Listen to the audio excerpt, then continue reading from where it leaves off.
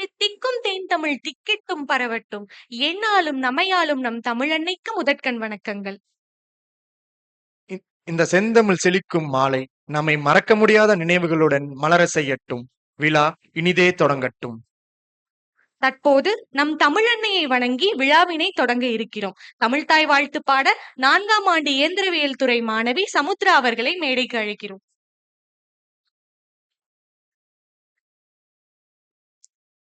நீராறும் கடலொடுத்த நிலமடந்தை கெழிலொழுகும் சீராரும் வதனமென திகழ் பரத கண்டம் இதில் தெக்கனமும் அதிர் சிறந்த திராவிடனல் திருநாடும் தக்க சிறு பிறை நுதலும் தரித்தனரும் திலகமுமே அத்திலக வாசனை போல் அனைத்துலகும் இன்பமுற எத்திசையும் புகழ் மணக்க இருந்த பெரும் தமிழனங்கே தமிழனங்கே உன் சீரிழமை திறம் வியந்து செயல் மறந்து வாழ்த்துதுமே வாழ்த்துதுமே வாழ்த்துதுமே.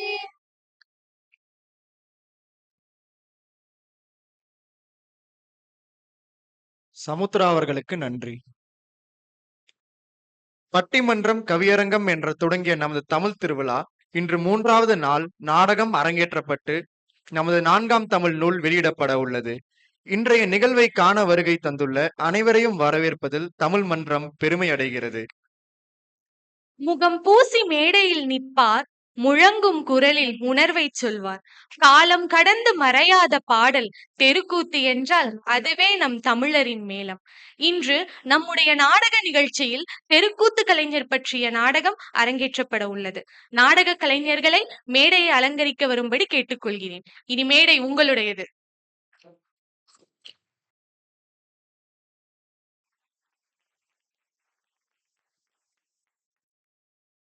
இங்கு கூடியிருக்கும் அனைத்து கலைரசிகர்களுக்கும் வணக்கம். மகாஜனங்களே, இப்ப நம்ம கட்டபொம்மன் நாடகத்தை கூத்தா கத்த போறோம். அடடே, கட்டபொம்மன் வந்துட்டார் போலயே, ஆரம்பிக்கலாமா? நீர்தான் கட்டபொம்மனோ? நீர்தான் ஜாக்சன் துரை என்பவரோ? என்ன நட்பு பாராட்ட வந்தீரா? நட்பு வேண்டும், ஆனால் அதற்கேற்ற நர்த்த இல்லை உன்னிடம். உன் மீது குற்றம் சுமத்துகிறேன். என்ன குற்றம்? உன் நிலத்தில் விளையும் விளைச்சலுக்கு கிஷ்டி கொடுக்கவில்லை, எங்கள் பேரரசுக்கு கீழரசாயிற்கு சிறைப்பணம் செலுத்தவில்லை, வெகு காலமாக வரி பணம் வந்து சேரவில்லை, இந்த பாக்கிக்கெல்லாம் வட்டியும் செலுத்தவில்லை. கிஷ்டி, திரை, வரி, வட்டி, வானம் பொழிகிறது, பூமி விளைகிறது, உனக்கு ஏன் கொடுப்பது கிஷ்டி? எங்களோடு வயலுக்கு வந்தாயா? ஏற்றம் இறைத்தாயா? நீர் பாய்ச்சி நெடுவயல் நிறைய கண்டாயா? நாற்று நட்டாயா? களை பறித்தாயா? கலனிய வாழ்வுகளுக்கு கஞ்சி கலையும் சுமந்தாயா? அங்கே கொஞ்சி விளையாடும் எம்குல பெண்களுக்கு மஞ்சள் அரைத்து பணிபுரிந்தாயா? அல்லது நீ மாமனா மச்சானா? மானங்கெட்டவனே, யாரை கேட்கிறாய் திரை? எதற்கு கேட்கிறாய் வரி? போரடித்து நெக்குவிக்கும் மேலை நாட்டு உழவர் கூட்டம் உன் உடலையும் போரடித்து தரை தரை நெற்கதிர்களாக குவித்து விடும். ஜாக்கிரதை. பிடித்தவனே, என்ன மீசையை முறுக்குகிறாய்? உன்னை சிறை அடைக்க உத்தரவு விடுகிறேன். மறைச்சல் பார்க்கலாம்.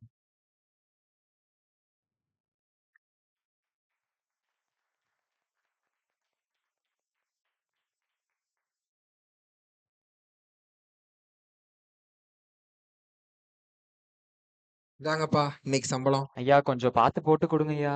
நீங்களே பாத்தீங்க ஆளுங்க எவ்வளவு பேர் வந்திருக்காங்கன்னு. இவ்வளவுதான்ப்பா பண்ண முடியும். ஐயா, இதெல்லாம் கொஞ்சம் பார்த்து பண்ணுங்க ஐயா. இல்ல தம்பி, இவ்வளவுதான்ப்பா பண்ண முடியும்.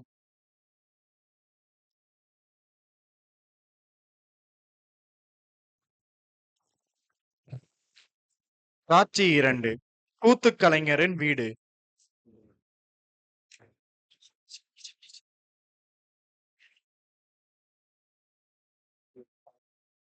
வாமா, இப்பதான் வரியா? இந்த சாப்பிடு. இல்லம்மா வேணாம். ஏன், என்னாச்சு? ஒரு மாதிரி இருக்கே. உங்களுக்கு தெரிஞ்ச விஷயம் தானம்மா. காலேஜ்ல எத்தனை வாட்டி கேக்குறாங்க தெரியுமா? என்ன இன்னைக்கு அவர் நடந்துச்சு? வரட்டும், நான் அவரோட அந்த மனுஷன் வந்து ஏதாவது சொல்லிக்கிது வைக்காது. நான் பாத்துக்கிறேன், நான் பாத்துக்கிறேன். சரி, எனக்கு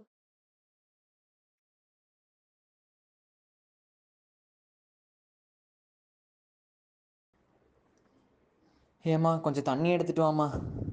ஏம்மா அகல்யா, உன்னதாம்மா.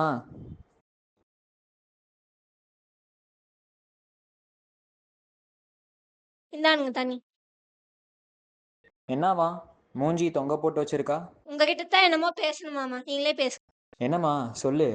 ஏதோ தெரியாத மாதிரியே கேளுங்க ஒரு வாட்டியும். ஃபீஸ் கட்டணும்னு எத்தனை நாளா சொல்லிட்டு இருக்கேன். ஒரு வாட்டி இந்த காதுல வாங்கி அந்த காதுல விட்டுடுறீங்க.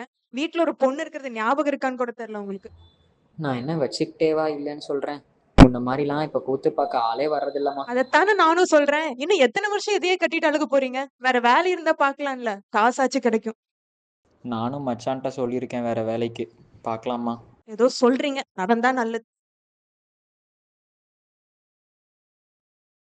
என்ன என் தம்பிக்கெல்லாம் பேசுனீங்களாமா? பாம்பு காது தான். எல்லாத்தையும் கேட்டுட்டியா? சரி, வேலை என்னன்னு சொல்லுங்க. எனக்கு இந்த கூத்தும் மேடையும் தாளத்தையும் விட்டா வேற என்ன தெரியும்? இது இல்லாம என்னால உயிர் வாழ முடியுமா? இப்ப கூட நம்ம பக்கத்து ஊர்ல ஒரு திருவிழா வருது. சரி. அங்க கூத்து கட்ட ஒரு வாய்ப்பு கேட்கலான்னு இருக்கேன். நானும் போற மாதிரியே போறேன். ஆ, நான் சொன்ன மாதிரியே சொல்லி வச்சிரு என்ன? பாருங்க, ரொம்ப நாள் புள்ளைய இப்படியே ஏமாத்திட்டு இருக்க முடியாது. அதனால போற காரியத்தை நல்லபடியா செஞ்சு கொடுத்துட்டு வாங்க, சரியா? சரி நான் போயிட்டு வரேன். சரி, பார்த்து போயிட்டு வாங்க.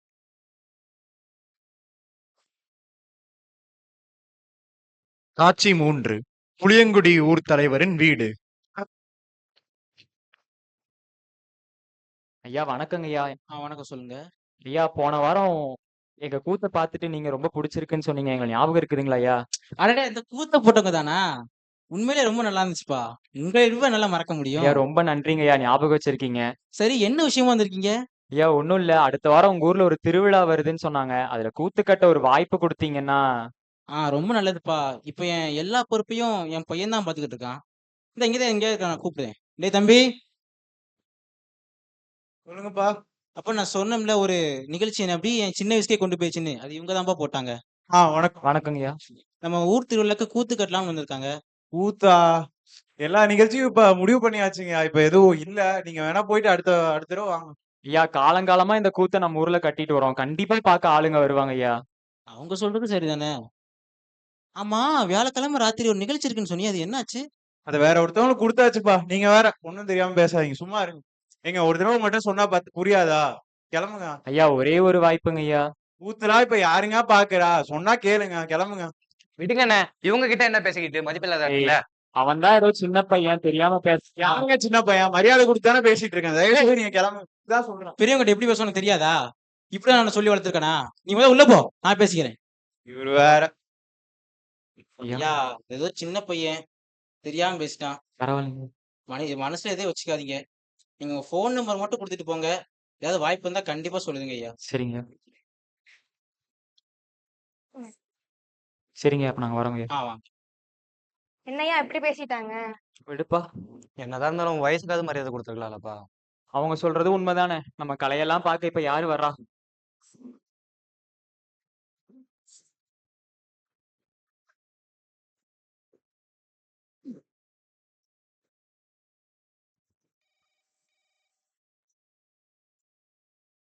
ஹலோ, யார் சொல்லுங்க? ஹலோ, நான் அறிவுமதி பேசுறேங்க. தமிழ் ஆய்வாளர். தமிழ் கலைகள் எல்லாம் பத்தி ஒரு ஆவணப்படம் எடுக்கலான்னு இருக்கேன். உங்க ஊர்ல ஏதோ திருவிழா நடக்குதாமே, அதான் அத பத்தி கொஞ்சம் பேசலாம்னு. ரொம்ப நல்லதுப்பா. ஆனா நீங்க எதிர்பார்க்கிற மாதிரி எந்த தமிழ் கலைகளும் நம்ம எங்க ஊர் திருவிழா நடக்கிறது இல்லையே. அப்படிங்களாங்க ஐயா? சரிங்க ஐயா. ஒரு நிமிஷம், ஒரு நிமிஷம். நீங்க சொல்ற மாதிரி தமிழ் கலைகள் பண்ற ஆட்கள் தெரியும். அவர் பேரு கர்ணன், தெருக்கூத்து பண்றாரு. நான் வேணா ஒரு ஃபோன் நம்பர் கொடுக்கேன். நீங்க வேணா பேசி பாக்குறீங்களா? ஓ, ரொம்ப சந்தோஷங்க ஐயா. நன்றிங்க ஐயா. அவர் நம்பர் அனுப்பிச்சிருக்காருப்பா. பேசாம அவங்க கிட்ட கேட்டு பார்க்கலாமா? தெருக்கூத்து கலைஞருக்கு கேட்டு பார்ப்போம். அவங்கள போய் நம்ம நேர்ல சந்திக்கலாம்.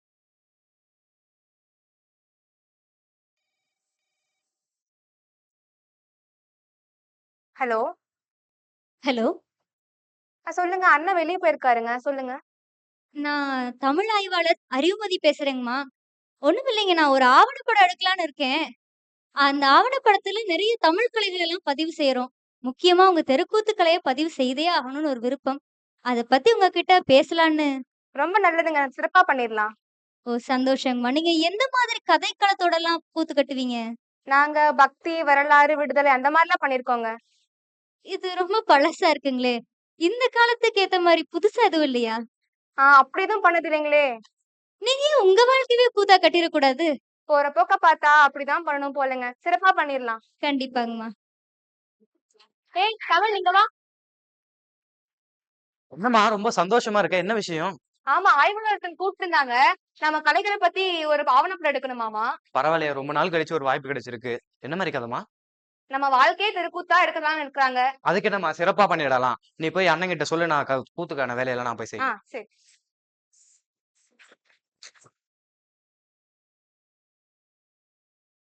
என்னங்க ஐயா நீங்க 2 பேர் தான் வந்திருக்கீங்க. கர்ணன் ஐயா வரலீங்களா? அண்ணன் உள்ள ரெடி ஆயிட்டு இருக்காங்கம்மா, வந்துருவாங்க. சரிங்கய்யா. ஸ்டார்ட் பண்ணிடலாங்களா? ஆரம்பிக்கலாங்க.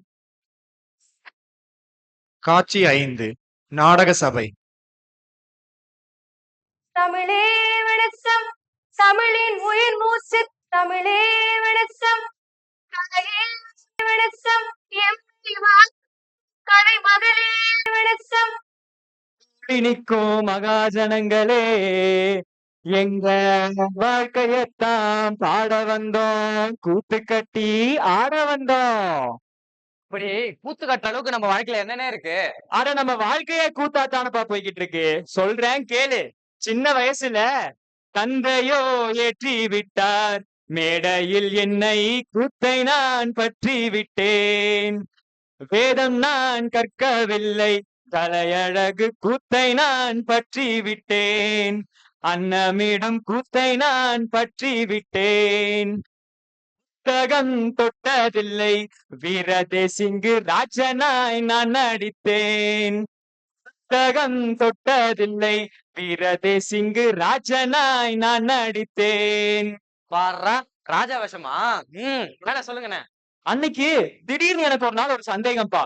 குடுகுடுன்னு போய் எங்க அம்மா கிட்ட கேட்டேன். அம்மா, எனக்கு ஒரு சந்தேகம். போன வாரம் ஒரு நாடகத்துல கதாநாயகனா வேஷம் போட்டேன். இப்போ அவன் எனக்கு நல்லவனா தெரிஞ்சான். நேத்து அதே கதாபாத்திரத்தோட எதிரியா வேஷம் போட்டேன். இப்போ இவன் எனக்கு நல்லவனா தெரியுறான். ஒரே குழப்பமாவில் இருக்கு. எல்லோரும் நல்லவர்தான், அவரவரிடம் எல்லோரும் நல்லவர்தான். அப்போ எப்படி எல்லாரும் நல்லவங்கன்னு சொல்றீங்க? மனிதருள் பிரிவே இல்லை, செய்யும் செயலில் தான் வித்தியாசமே. நற்செயல் நன்மை தரும், அதை செய்வன் நல்லவனே. பேராசை தீமை தரும், அதை கொண்டவன் தீயவன். நற்செயல் நன்மை தரும், அதை செய்தனை நல்லவனே. சந்தேகம் தீர்த்து வைத்தாள், பிள்ளை மனதின் சந்தேகம் தீர்ந்ததம்மா. அப்புறம் என்ன, எல்லாம் நல்ல விஷயம்தான். நல்ல விஷயமா? அட, கல்யாணத்தை சொன்னேன். திருமணம் செய்து கொண்டேன், பிள்ளைகள் பெற்று ராஜனாய் வாழ்ந்து வந்தேன். செல்வமோ குறைந்ததில்லை, நான் வேஷமிட்டால் அலைக்கடலாய் கூட்டம் வரும். என்ன, அலைக்கடலா கூட்டம் வருமா? அவ்வளவு புகழ் பெற்றிருந்தேரோ? அட ஆமாம்பா, பக்தியும் சரித்திரமும் விடுதலையும் தெருவெங்கும் கூத்தாடி அறியாமை அகற்றிய கலையப்பா இது. படித்தவன் படிக்காதவன், ஆண் பெண் எந்தவித வேறுபாடுமின்றி அனைவரும் கண்டும் கேட்டும் ரசித்தும் மகிழ்விக்கும் கலை எம் கலை, கூத்துக்கலை. வேற்றுமை ஏதுமின்றி அனைவரும் மகிழ்விக்கும் கூத்துக்கலை. விடுதலை உணர்வு இங்கே பெருவெங்கும் முற்றிய கூத்துக்கலை. ஆமாங்கண்ணே, பெரிய கலையா இருக்கும் போலயே. மேல சொல்லுங்க. அன்னைக்கு ஒரு நாள் கூத்து மறக்கவே முடியாதுப்பா. என்ன நடந்துச்சுன்னு? சிறப்பான கூத்தப்பா, சொல்றேன் கேளு. வீட்டில் இருக்கும் பெண்களே வெளிவாருங்கள், நாட்டை ஆளும் கரங்களே வீரங்கள்.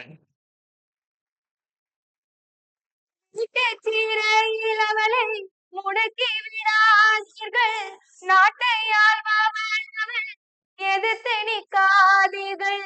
ஏட்டை கொடுத்து மாறி வீட்டை காத்திடுவாள்.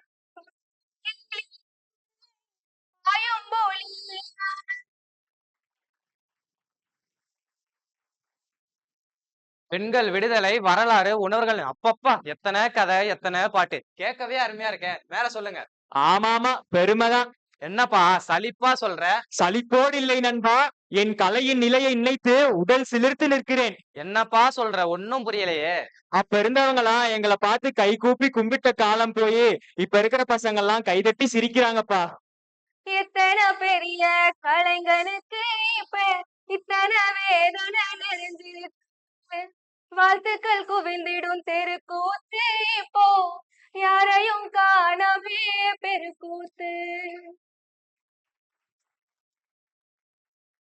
காலப்போக்கில் மறைந்து கொண்டே போகும் கூத்துக்கலையே வற்றிடாதே. அழிந்து விட்ட கலையின் பட்டியலில் நீயும் இடம்தான் பெற்றிடாதே. என்னப்பா சொல்றீங்க? தெருக்கூத்து பார்க்க யாரும் வரதில்லையா?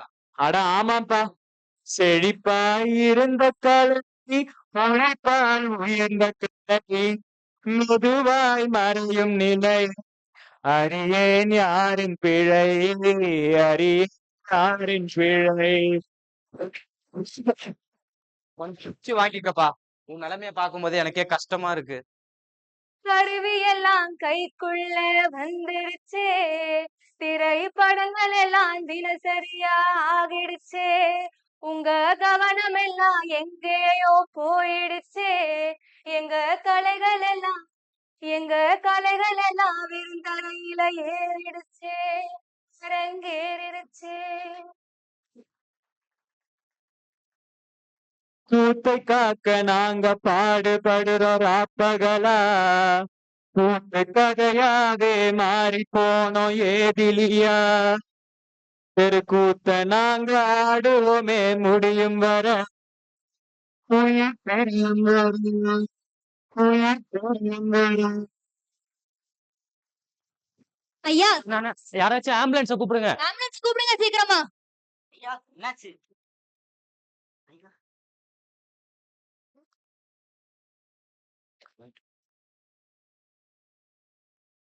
வணக்கம். இன்றைய செய்திகள். இன்று மாலை 5:30 மணியளவில் கோவை மாவட்டம் குளத்தூர் என்ற கிராமத்தில் தெருக்கூத்து ஆடிக்கொண்டு இருக்கையில் கர்ணன் என்ற ஒரு கலைஞர் உயிரிழந்து விட்டார். அவரின் கடைசி தெருக்கூத்து நிகழ்வின் காணொளி சமூக வலைதளங்களில் தீயாய் பரவி வருகிறது. 6 மாதங்களுக்கு பிறகு சென்ற மாதம் கர்ணன் என்ற தெருக்கூத்து கலைஞர் பற்றிய செய்தி நாடெங்கும் பரவிய நிலையில் தெருக்கூத்துக்கலை மக்களிடையே பிரபலமாகி வருகிறது. பல்வேறு ஊர்களிலும் நாடுகளிலும் இருக்கும் கலை ரசிகர்களுக்கும் சமூக ஆர்வலர்களுக்கும் தெருக்கூத்து கலைஞர்களை ஊக்குவிக்கும் வகையில் பல பணிகள் மேற்கொள்ளப்படுகின்றன.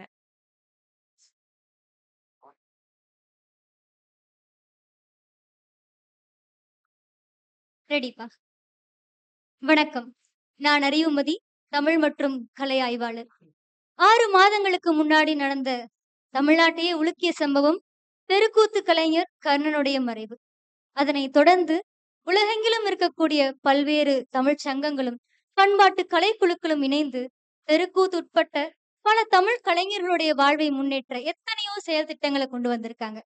அதன் தொடர்ச்சியா பல்வேறு உதவித்தொகைகளும் ஊக்கத்தொகைகளும் முறையான கணக்கீடுகளும் நிறைய செயல்திட்டங்கள் இப்ப செயல்பாட்டுல இருக்கு. இதற்கெல்லாம் வித்திட்ட தெருக்கூத்து கலைஞர் கர்ணனுடைய மனைவி அவர்களையும் அவங்களுடைய சக கலைஞர்களையும் தான் இன்னைக்கு இந்த நிகழ்வுடைய சிறப்பு விருந்தினர்களா நம்ம பார்க்க போறோம். வாங்கம்மா.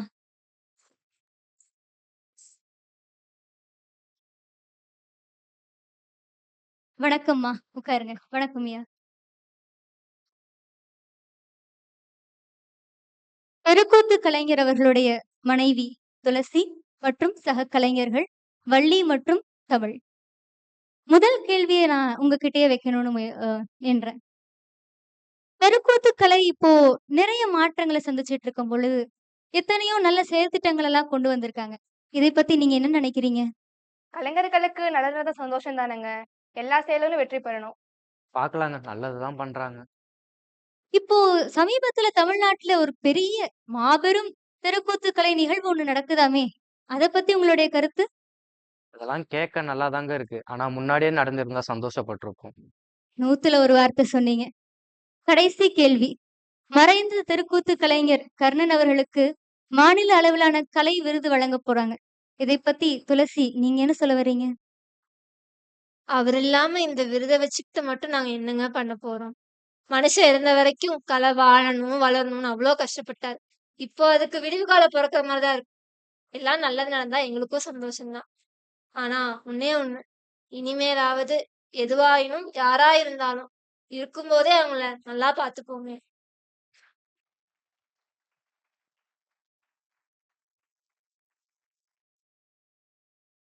இன்றும் நம் சமூகத்தில் தெருக்கூத்து கலைஞர்களின் நிலை இதுதான்.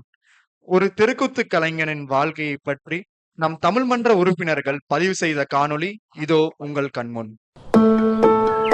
எனக்கு தெரிஞ்சு நான் இந்த கலைகளுக்குள்ள வரும்போதெல்லாம் வீழ்ச்சி அடைஞ்சிருச்சு. எங்கள் அப்பா காலகட்டத்தில் இருந்த சிலம்பமோ பறை ஆடக்கூடிய மனிதர்களோ அவ்வளோ அதிகமாக இருந்தாங்க. பகுதியாக ஒரு நாடகம் போடணும்னு நாடகத்தை நீங்கள் ஆள் கூட்ட வேண்டியதில்லை. அந்த ஊர் திருவிழா வரும்போது அங்கே இருக்கிற மக்களே நாடக கலைஞர்களாக மாறுவாங்க. தினம் ஒத்திக்கி பார்ப்பாங்க. நான் யார் என்று தெரிகிறதா? ராஜா சொல்லுங்க, நான் கேட்கணுங்க. ராஜா ராஜர்கள் மற்றும் ராஜா தாருமா ராஜா. என்னுடைய பெற்றோர்கள் கலத்துறது எங்களுக்கு தெரியாது. எது இந்த கலை பண்பாடு துறைங்கிறது கவர்மெண்ட்டில் இருக்கிறது எங்களுக்கு யாருக்குமே தெரியாது. எங்களுக்கே இங்கே வந்து பிறகுதான் குடி தெரியும். எங்களுடைய பூர்வீகம்னு சொல்ல ஊர் கிடையாது எங்களுக்கு. நாங்கள் சேலம் டிஸ்ட்ரிக்டில் இருந்தவங்க தான். ஆத்தூர் பக்கத்தில் மல்லிகரை கேட்ட கலசாக்கு. ஆனால் இங்கே வந்து இப்போ 50 ஆண்டுக்கு மேலே ஆயிடுச்சு.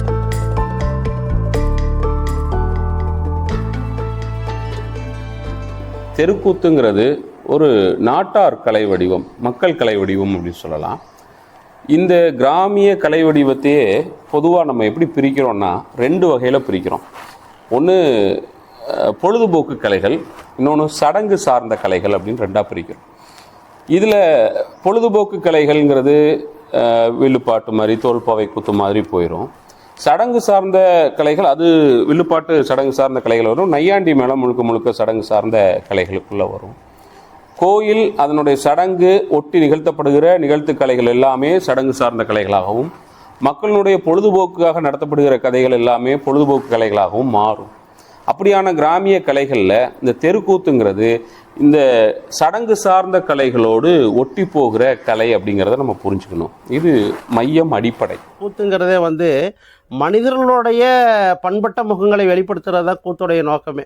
இன்றைக்கி கூத்து அப்படின்னாவே இன்றைக்கி சாதாரணமாக போகிறோம், அப்படியே கடந்துடுறோம். இன்றைக்கி வரைக்கும் எங்கள் வீடு வந்து வண்டிராங்கோயில்னு ஒரு பகுதி. அந்த கோயில் திருவிழா வரும்போது கட்டாயம் ஒவ்வொரு ஆண்டும் வந்து தெருக்கூத்து போடுவாங்க. எந்த நாடகத்தில் எந்த ஆயிட்டுக்கு செஞ்சாலும் அந்த நாடகத்தில் எல்லா ஆயிட்டும் எல்லாருமே கரெக்டாக செய்யும். முடிஞ்ச அளவுக்கு தொழிலுக்குன்னு வந்துட்டாக்கா ஒரு விட்டு கொடுக்குறதில்ல, முடிஞ்ச அளவுக்கு செஞ்சுட்டே வருவோம். எங்கள் அப்பா வந்து சின்ன வாய்ட்டு கொடுத்தாங்க. சுபத்ரான்னாக்க அர்ஜுனுடைய மனைவி சுபத்ரா, அந்த கேட்டு கொடுப்பாங்க. அதற்கு மேல்படி துரியோனுடைய பொண்டாட்டி பெருந்துருவார், இப்படி நல்லத்தங்கார், ஹரிச்சந்திரா, சத்யவான் சாவித்திரி. ஹரிச்சந்திரா மயான கண்டத்தில் வந்து குழந்தைய வந்து சட்டைக்கு அறுக்கும் பொழுது எப்படி அழுவணும், குழந்தை செத்து பிறகு எப்படி அழுவணும், அப்படி அழுதாதான் அந்த உட்காந்துருக்கிற ஜனங்களுக்கு ஆர்டிஸ்டெல்லாம் அவங்களுக்கே அழுவாச்சு வரும். நாங்கள் அழுவதை பார்த்து, நாங்கள் நடிக்கக்கூடிய திறமையை பார்த்து அவங்களுக்கு அழுவாச்சு வரும். இரவில் நாடகம் நடத்துறது, பகல்லாம் இந்த சந்தேகங்கள் சொல்லக்கூடியது வரும்போது இந்த கதையில் என்ன சந்தேகமோ அதுக்குண்டான புக்கெட்டு நாங்கள் படித்து பார்த்து நாங்கள் 4 பேர் இப்படி உட்காந்துருவோம். பசங்க எல்லாம் ஒரு இடத்துல இது இப்படி இது இவங்க வரணும், இது இப்படி போகணும், இந்த இடத்துல சண்டை பண்ணுறோம், இதில் சந்தோஷமாக இருக்கிறோம், இந்த இடத்துல சோகமாக இருக்கும், கொஞ்சம் பார்த்து நடக்கணும் அப்படிங்கிற மாதிரி, தெரிஞ்ச மாதிரி இடத்துல நடக்கணும், இந்த தெரியாத மாதிரி நடத்துக்கணும் அப்படிங்கிறதெல்லாம் அவர் சொல்லி கொடுக்கணும். அதுக்கு தகுந்த மாதிரி நான் மேக்கப் பண்ணி சோகம்னா சோகம் அப்படின்னு அசமானமே தண்ணி வரும் நினச்சா. ரெண்டாவது, இந்த தெருக்கூத்தினுடைய வடிவம் அதன் உள்ளடக்கங்கள் எல்லாம் வச்சு அது ஒரு தமிழருடைய கலையா அப்படிங்கிற கேள்விகளும் கூட எழும்பியது உண்டு. இதனுடைய ஆர்ஜின் தொடக்கம் எங்கே இருக்குது, இதனுடைய ஆதி எங்கே இருக்குது அப்படிங்கிற கேள்விகள் எல்லாம் வந்து ஆய்வு செய்யப்பட்டிருக்கு பல அறிஞர்களால். கூத்தை பார்த்து தான் மேடை நாடகங்கள் வந்தது, சரித்திர நாடகங்கள். அதாவது நாங்கள் வந்து காலில் சிலங்கைக்கு கூத்துங்கிறது காலில் சிலங்கை கட்டி ஆடுறது தெருக்கூத்து. இப்போ தாளம் மிருதங்க வாசிக்கிறோம்னா இந்த பாட்டுக்கு இப்படி தான் பாடணும். ஆதித்தாளம், அடதாளம், ரோபகத்தாளம், ஜம்பத்தாளம், ஏகதாளம், இப்படின்னு ஒவ்வொரு பாட்டுக்கு ஒரு தாளங்கள் இருக்குது. பொதுவாகவே வந்து கூத்துங்கிறதே வந்து மனிதர்களுடைய பண்பட்ட முகங்களை வெளிப்படுத்துறதா கூத்துடைய நோக்கமே. ஏன்னா மற்ற கலைகள்லாம் மக்கள் இருந்து தள்ளி நிற்கும். ஏன்னா ஒரு மேடையை போட்டிங்கன்னாவே மக்களுக்கும் கலைஞருக்கும் தொடர்பு கிடையாது. ஒரு திரைப்படம் அப்படின்னாவே நீங்கள் மக்களுக்கும் கலைஞருக்கும் தொடர்பு கிடையாது, வெவ்வேறையாக இருக்கும். அப்போ கலைஞன் வேற மக்கள் வேறையாக தான் இருக்கும் இருப்பாங்களே தவிர கலைகளுக்கும் மக்களுக்கு போனால் நெருங்கிய தொடர்பு இருக்கிற ஒரே கலை எதுன்னா தெருக்கூத்து மட்டும்தான். தெருக்கூத்து மக்களோட ரொம்ப இணைஞ்சிருக்கும், மக்களோட மக்களும் அது அந்த நிகழ்வு நடந்துக்கிட்டே இருக்கும் அப்படிங்கிறத நாங்கள் கவனிக்கிறோம். கூத்து சார்ந்த செய்திகள் தமிழில் இருக்கா அப்படின்னா நம்ம இலக்கியங்களை நோக்கி தான் போகணும். இப்போ புறநானூர்ல இருந்து சிலப்பதிகாரம் வரைக்குமான இலக்கியங்கள் எல்லாத்துலேயுமே கூத்துகள் பல வகையில பெயர்களோடு இடம்பெற்றிருக்கு. ஆனா எங்கேயுமே தெருக்கூத்துங்கிற பெயர்கள் இடம்பெறல. கிராமங்களில் தெருக்கூத்து போட்டாங்க அப்படின்னாக்கா அந்த தாள சத்தத்தை கேட்டாலே நாங்கள் போயிடுவோம், பசங்கள்லாம் செட்டு சேர்ந்துக்கிட்டு. அப்படி தான் போய் நான் கூத்து பார்த்து எனக்கு பழக்கம். அதில் வர்ற அந்த கதைகளை நான் பார்க்குறனோ இல்லையோ, அவங்களோட டைலாக்ஸ் பார்க்குறனோ இல்லையோ, அந்த அலங்காரங்கள், அந்த துரியோதனம் வந்து நிற்கிறது, அந்த பெண் வேடம் விட்டு ஆடுறது, அந்த அடவு வெட்டுறது, இது இந்த தாளம், இந்த மிருதங்கம், இந்த டோலாக்கு, இந்த சத்தம் வந்து ஏதோ ஒன்று பண்ணுது. அது வந்து ஒரு உணர்வை வந்து டச் பண்ணுது. தெருக்கூத்து வேறு மாதிரியான ஒரு கலை வடிவமாக இருக்குது. 9 மணிக்கு ஆரம்பித்தாக்க விடிகாலம் 6 மணி ஆகிடும். மத்தாளக்காரர், பொட்டிக்காரர், குழல்காரர் எல்லாமே அப்படியே அவங்க தொழில் பண்ணிகிட்டே இருப்பாங்க. ஆகிட்டு வாக்கில் ஆகிட்டு வரும். இன்னொன்று என்னென்னா, அதுக்குள்ளே வர கதாபாத்திரங்கள்லாம் வந்து வாய்ப்பே இல்லை. அவ்வளோ வகையான கதாபாத்திரங்களை கொண்டு வந்து மக்கள் மத்தியில் கொண்டு வரது. விடிய ஒரு கலையை வந்து என்னன்னா 1 மணி நேரம் 2 மணி நேரத்தை முடிச்சுட்டு போயிடலாம். ஆனால் இரவு ஒரு 10 மணிக்கு தொடங்குறாங்க, 9 மணிக்கு தொடங்குறாங்க அப்படின்னா காலையில் 6 மணி 7 மணி வரைக்கும் அந்த கதையை வந்து முடியுது. கண்ணை வருவீராட பலகல கண்ணே நீ வரிசையாக என் பீரகு கண்ண சீலமுள்ள நாடிலந்து கண்ணை சிரமப்பாட போகிறோமாட. இப்படி நல்ல தங்கத்தை வந்து அந்த குழந்தைங்க 7 குழந்தைங்கள பிள்ளைங்களை கூட்டிக்கிட்டு அப்படி அண்ணன் வீட்டுக்கு போகக்கூடிய கட்டத்தில் இது மாதிரி பாடுறது, அலங்காரி குடும்பம் செய்கிறது அந்த குழந்தைங்கள, நல்ல தம்பி, இது மாதிரி பல பிரச்சனைகள் இருக்குது. நல்லாவே பாடலாம். அதாவது பொட்டி மத்தாலும் வச்சு பாடினா தான் அந்த பாட்டு எசம் வரும். அந்த அரிதாளத்து முகத்தில் பூச்சி வெளியே வந்துட்டோம்னா பெரியவனாக இருந்தாலும் ஆட படம் கூப்பிடுறான்னு கூட சூழ்நிலை வலிச்சுன்னு கூப்பிட்டு தான் தீரணும். வதைக்கிறோன்னா வதைச்சே தீருவோம், அடிக்கணும்னா அடிச்சிருவோம். இதெல்லாம் நாங்கள் நிறைய இடத்துல அடிபட்டு காயங்கள் ஆகியிருக்கு, ரத்தங்கள் வந்து சாட்டையில் அடிக்கும்போது எல்லாம் எங்களுக்கெல்லாம் தான் தழும்புகள் இருக்குது. ரெண்டாவது வந்துங்க, இந்த ஆடிட்டு ரொம்ப வருஷம் இருக்கும்போது இந்த கால் முட்டியெல்லாம் தேஞ்சிடும். இப்போ பாருங்கள், இந்த மருந்தை போட்டிருக்குறேன், இதெல்லாம் பூரா முட்டியெல்லாம் தேஞ்சிடுச்சு. குதிக்கிறது பண்ணுறது, அவருக்கு மத்தாலும் அடித்து ஜவ்வு அது மாதிரி கால் பூரா இதாகிடும். அந்த கலைஞர்களை காப்பாற்றுவது தான் இன்றைக்கு அந்த கலையை காப்பாற்றுவது அப்படிங்கிற இடத்துக்கு நம்ம போகிறோம். ஆனால் அந்த கலைஞருடைய நிலை எப்படி இருக்குங்கிறத நீங்கள் பெரும்பாலும் பார்த்துருப்பீங்க. அவர்கள் எல்லாமே வந்து வருடத்தின் ஒரு 3 மாதங்கள் தான் அவங்களுக்கு கலை நிகழ்த்தி அதன் மூலமாக வருமானம் வரக்கூடிய நிகழ்ச்சி. அதுதான் அவங்களுடைய வாழ்க்கை தரம். நம்ம சொல்லிக்கிறது ஒரு கதை இருந்துச்சுல, எங்கள் தாத்தன் சொல்கிறது, எங்கள் பாட்டி சொன்னது, எங்கள் மாமா மச்சான் எங்கள் அத்தை சொன்ன கதை இருக்குல்ல, இந்த கதையை விட்டுவிட்டு எனக்கு தொடர்பில்லாத ஒருத்தன் கதை சொல்ல ஆரம்பித்தான்ல, அவன் கதையை நான் கேட்டு அதுக்காக வேலை செய்ய ஆரம்பிச்சேன்ல, அங்கே தான் நான் இங்கே மாட்ட ஆரம்பிக்கிறேன். அப்போ இந்த கதை சொல்கிறவன் யாருங்கிறத நம்ம அவனை ஆராய்ச்சி பண்ணணும். அதுக்கப்புறம் தான் நாம் இதை செய்யலாமா வேண்டாமான்னு முடிவு பண்ணணும். அப்போ கலைகள் வழியாக என் மண் சார்ந்த கலைகளையும் மண் சார்ந்த அறிவையும் எடுத்துகிட்டு போகிறவனை நான் எந்த காலத்தையும் தோக்கடிக்க முடியாது. அது கடந்து தன்னோட இடத்த தக்க வச்சுக்கிட்டே இருக்குங்கிறது மட்டும் நாங்கள் நம்புகிறோம். நாடகம் ஆடுற காசுல எது நாம் பார்த்து 10-5 வச்சுருந்தால் அது இருந்து ஒரு 6 மாதம் அதை வச்சு ஜீவன் ஓட்டிக்கலாம். பின்ன எங்களுக்கு வயசான பின்னாடி கவர்மெண்ட்டில் எங்களுக்கு இப்போ பணம் தராங்க, பென்ஷன் தராங்க, அதை வச்சு குடும்பத்தை ஓட்டிகிட்டு வரோம்.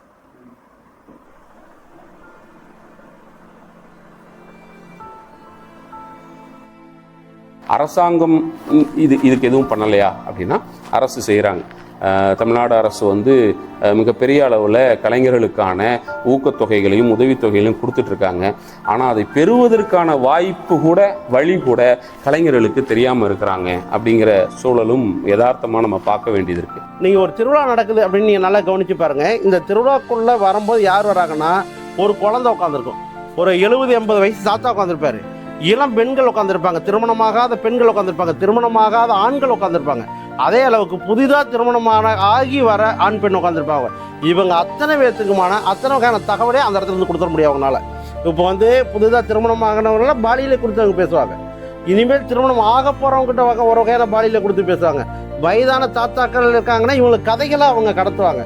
குழந்தைகளாக இருக்கும்போது இந்த மண் சார்ந்த அறிவும் மண் சார்ந்த வாழ்வியலும் குழந்தைகள் மத்தியில் கடத்துவாங்க. இப்படி எல்லா வகையிலும் கடத்துகிற ஒரு மிகச்சிறந்த ஒரு கலை இருக்குது. கலை ஒரு வரையுறைப்பட்ட ஒரு அழகியல் இருக்குது அப்படின்னா அது நம்மளுடைய கூத்து வடிவம் தான். ஏன்னா தெருக்கூத்தை நீங்கள் விட்டுட்டு நம்ம அதுக்குள்ளே போக முடியாது.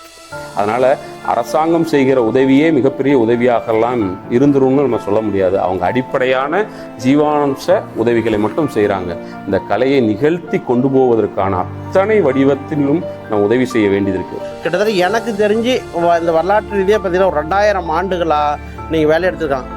கடைசியாக ஒரு 500 ஆண்டுகளாக இந்த கலையும் மொழியும் அழிக்கணுங்கிறதுக்கான மிகப்பெரிய வேலையை அவன் பல்வேறு வகையில் உள்ள வரான். ஒரு ஃபாரினர்ஸ் வந்து தெருக்கூத்தை கொண்டாடுறாங்க. London side, France side, Israel side, இங்கே இருக்கிறவங்கலாம் பார்த்தீங்கன்னா அவங்க என்ன சொல்கிறாங்கன்னா, உங்களுடைய தெருக்கூத்து வந்து ரொம்ப அற்புதமான ஒரு கலை, அதை நீங்கள் விட்டுறாதீங்க, அதை நாங்கள் பின்பற்றி அதை நாங்கள் வந்து பயிற்சி எடுத்து உங்கள் தமிழ்நாட்டிலருந்தே ஆட்களை கூப்பிட்டு பயிற்சி கொடுத்து நாங்கள் அதை பண்ணிக்கிட்டு இருக்கிறோம் எங்களுடைய ஆட்களுக்கு, நீங்கள் அதை விட்டுறாதீங்கன்னு சொல்லிட்டு அவங்க அதை கொண்டாடுறாங்க. அதே போல் நம்மளும் வந்து தெருக்கூத்தை கொண்டாடணும். அதனால தான் நாங்களுமே வந்து அந்த தெருக்கூத்து அது வந்து ஒரு லாட் ஆஃப் எனர்ஜி தேவைப்படுது அந்த தெருக்கூத்து கலைஞர்களுக்கு. நைட்டு ஃபுல்லாக அதை வந்து அடவு கட்டி அந்த மேக்கப்லாம் போட்டு அவ்வளோ எனர்ஜியை போட்டு அதை பண்ணுறாங்க. ஒரு கலை அழியுதுன்னா நம்ம பொதுவாக வந்து கலையை மட்டும் நம்ம பார்க்க முடியாது. அப்போ நம்ம எப்படி பார்க்குறோம்னா, ஒரு கலை இங்கே அழிஞ்சிட்டு இருக்குன்னா ஒரு கலைஞன் அழிஞ்சிட்டு இருக்கிறான். கலைஞனை பாதுகாக்காமல் நம்ம கலைகளை பாதுகாக்க முடியாது. அப்போ கட்டாயமாக நம்ம எல்லாம் சேர்ந்து செய்யக்கூடிய ஒரு வேலை இருக்குது அப்படின்னா அது கலைஞர்களை பாதுகாக்கிறதா. இப்படி வச்சுப்போம்.